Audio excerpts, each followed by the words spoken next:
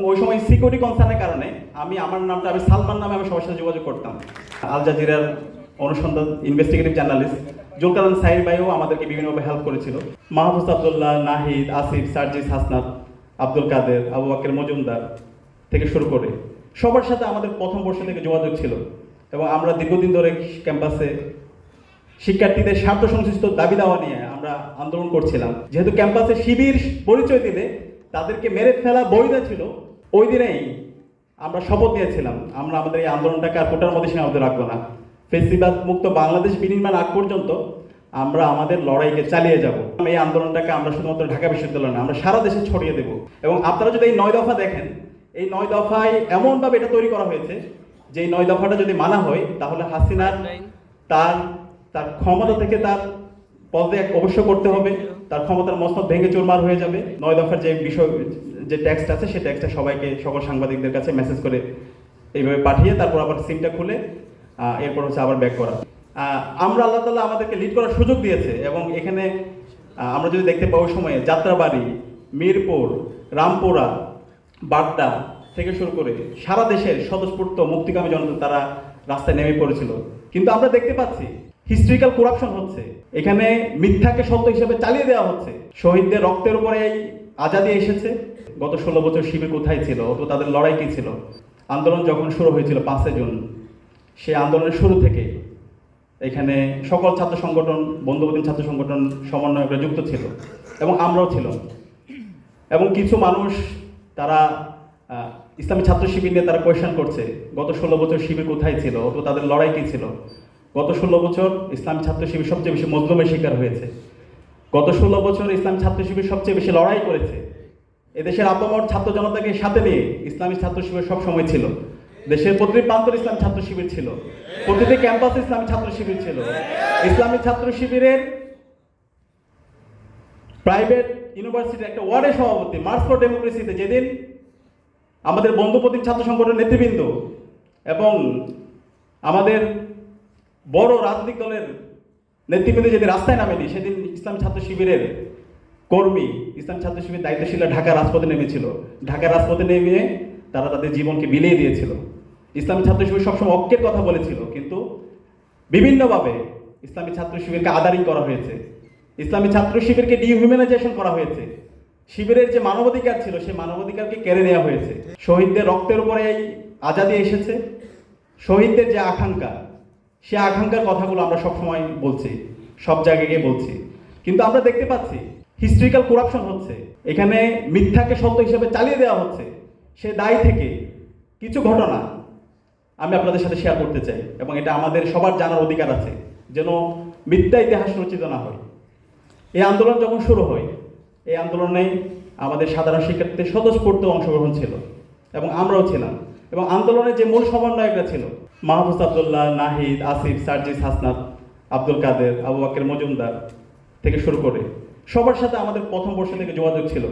এবং আমরা দীর্ঘদিন ধরে ক্যাম্পাসে শিক্ষার্থীদের স্বার্থ সংশ্লিষ্ট দাবি দাওয়া নিয়ে আমরা আন্দোলন করছিলাম। আমরা সবসময় শিক্ষার্থীদের সাথেই ছিলাম। যেহেতু ক্যাম্পাসে শিবির পরিচয় দিলে তাদেরকে মেরে ফেলা বৈধ ছিল, সেই জায়গা থেকে আমরা স্বপরিচয় আমরা আসতে পারি না, কিন্তু আমরা সবসময় ছিলাম। তো এই আন্দোলনের শুরুতে আপনারা যদি দেখেন, প্রথম দিকে এটা কোটা সংস্কার আন্দোলন ছিল এবং 14 জুলাই যেদিন ঢাকা বিশ্ববিদ্যালয় ক্যাম্পাসে আমাদের শিক্ষার্থী ভাই বোনরা রাতে বেরিয়ে পড়ে এবং প্রত্যেকে তুমি কে আমি কে, রাজাকার রাজাকার স্লোগানে পুরো ঢাকা বিশ্ববিদ্যালয় ক্যাম্পাস মুখরিত হয়। এরপরের দিন 15 জুলাই ঢাকা বিশ্ববিদ্যালয়ে আমাদের ভাই বোনদের ওপর ইতিহাসে ন্যাক্কারজনক বর্বর হামলা চালানো হয়। নিষিদ্ধ ঘোষিত ছাত্রলীগ এবং তার দোসর বহিরাগত নিয়ে এসে আমাদের ভাই বোনদের উপর নির্মম হামলা চালানো হয়। ওই দিনেই আমরা শপথ নিয়েছিলাম আমরা আমাদের এই আন্দোলনটাকে আর কোটার মধ্যে সীমাবদ্ধ রাখবো না। ফেসিবাদ মুক্ত বাংলাদেশ বিনির্মাণ আগ পর্যন্ত আমরা আমাদের লড়াইকে চালিয়ে যাব। ওই দিন রাতেই আমরা ওই দিনেই পরিকল্পনা ছিল সন্ধ্যার পরেই আমরা প্রত্যেকটা হল ছাত্রলীগ মুক্ত করব এবং সেই অনুযায়ী আমরা পরিকল্পনা নিয়েছিলাম। কিন্তু সময় ঘাটতি এবং সামগ্রিক প্রস্তুতির না থাকার কারণে আমরা একদিন আমরা দীর্ঘায়িত করেছিলাম। এবং ওই দিন রাতেই, আজকে মির্জা গালিব ভাই আছেন, আমরা ওই দিন রাতে মির্জা গালিব ভাই সহ বিশ্ববিদ্যালয়ের সাবেক প্রায় 10-12 জন সভাপতি এবং আমাদের কেন্দ্রীয় সংগঠনে যারা দায়িত্বশীল ছিল তাদের সাথে আমরা বসে মিটিং করি এবং আমরা সিদ্ধান্ত নিই 16 16 জুলাই আমরা বড় ধরনের একটি জমায়েতের মাধ্যমে আমাদের শিক্ষার্থী ভাই বোনের উপর যে নেককারজনক হামলা হয়েছে আমরা এটার প্রতিবাদ জানাবো এবং আমরা আরো শক্তিশালী হয়ে আমরা মাঠে ফিরব।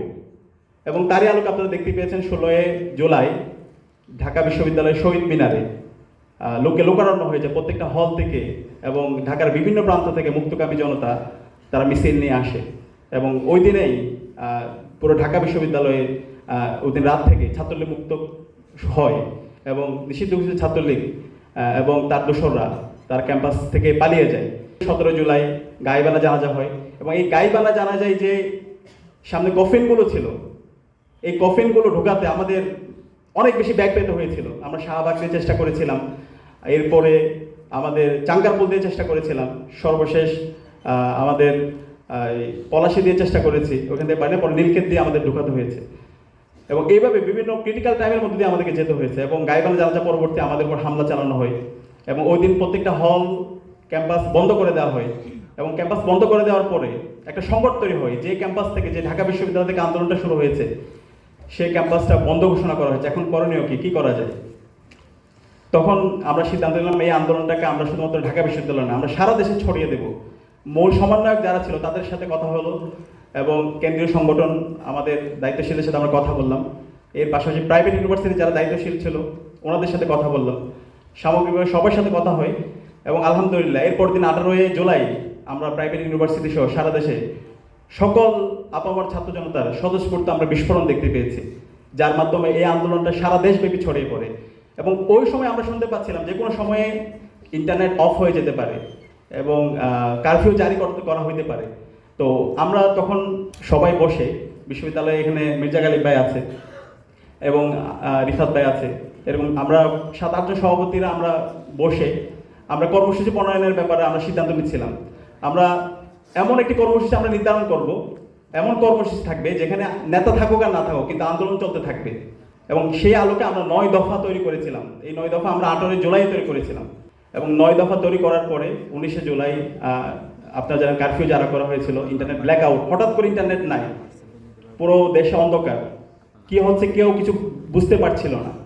তো সেই সময়ে সমন্বয়ক আব্দুল কাদের সাথে কথা হয়, আব্দুল কাদেরকে আমরা সেফ হোমের ব্যবস্থা করেছিলাম এবং ওই সময়ে এই 9 দফা আমরা প্রত্যেকটা মিডিয়া হাউসে গিয়ে পৌঁছে দিয়েছিলাম এবং শিবিরের নেতৃবৃন্দ দায়িত্বশীলরা এখানে অগ্রণী ভূমিকা পালন করেছিল এবং এই 9 দফার আব্দুল কাদের থেকে ভিডিও নিয়ে আন্তর্জাতিক যে গণমাধ্যমগুলো আছে সেই গণমাধ্যমগুলোর কাছে আমরা পৌঁছে দিয়েছিলাম এবং আপনারা যদি এই 9 দফা দেখেন, এই 9 দফায় এমনভাবে এটা তৈরি করা হয়েছে যে এই 9 দফাটা যদি মানা হয় তাহলে হাসিনার তার ক্ষমতা থেকে তার পদত্যাগ অবশ্য করতে হবে, তার ক্ষমতার মসনদ ভেঙে চুরমার হয়ে যাবে। যদি আমি আমার একটা স্টোরি আপনাদের সাথে আমি শেয়ার করি, ওই সময়ে 9 দফা পৌঁছাতে হবে। তখন আমি একটা বিল্ডিংয়ে গেলাম, নতুন বিল্ডিংয়ে টুলেট, ওখানে ঢুকে নতুন বিল্ডিং জাস্ট দেখার জন্য, এর মধ্যে ঢুকে ওখানে গিয়ে 9 দফার যে বিষয় যে টেক্সট আছে সেই টেক্সটটা সবাইকে সকল সাংবাদিকদের কাছে মেসেজ করে এইভাবে পাঠিয়ে তারপর আবার সিমটা খুলে এরপর হচ্ছে আবার ব্যাক করা। এইভাবে আমাদের পুরো আন্দোলনটা 19 তারিখের পর থেকে 25 তারিখ পর্যন্ত যে ইন্টারনেট ব্ল্যাক আউট ছিল, এই সময়ে আপনারা জানেন পুরো আন্দোলন আমাদের সমন্বয়ক যারা ছিল তারা সবাই বেশিরভাগই তারা অনেকে গৌ অবস্থায় ছিল, রিচ করা যাচ্ছিল না। এই পুরো আন্দোলনটাকে ইসলাম ছাত্র শিবিরের দায়িত্বশীল জনশক্তি এবং সামগ্রিক সারা দেশের সাথে সমন্বয় করার জন্য আমরা কাজ করেছিলাম এবং ওই সময়ে প্রতিদিনেই প্রেস রিলিজ আকারে আমরা 3টা 3:30টার দিকে আমরা প্রতিদিনই কর্মসূচিগুলো পাঠাতাম। 52 সমন্বয়কের তাদের প্রেস রিলিজ, 62 সমন্বয়কের প্রেস রিলিজ, এইভাবে প্রতিদিনই প্রেস রিলিজ গেছে এবং এখন আমার যে একটা নাম্বার আছে সেই নাম্বার থেকে আমি প্রতিদিন সাংবাদিকদের কাছে আমি প্রেস রিলিজগুলো পাঠিয়েছিলাম। এখনও ক্যাম্পাস সাংবাদিক যারা আছে, বড় বড় মিডিয়া হাউসে যারা সাংবাদিক আছে তাদের কাছে সেগুলো ডকুমেন্টস হিসেবে আছে। আমরা আল্লাহ তাআলা আমাদেরকে লিড করার সুযোগ দিয়েছে এবং এখানে আমরা যদি দেখতে পাই ওই সময়ে যাত্রাবাড়ি, মিরপুর, রামপুরা, বাড্ডা থেকে শুরু করে সারা দেশের স্বতঃস্ফূর্ত মুক্তিকামী জনতা তারা রাস্তায় নেমে পড়েছিল এবং ওই সময়ে যে ইন্টারনেট ব্ল্যাক আউট অবস্থায় ছিল ওই সময় সারা দেশে অফলাইনে একটা নেটওয়ার্ক তৈরি করতে হবে।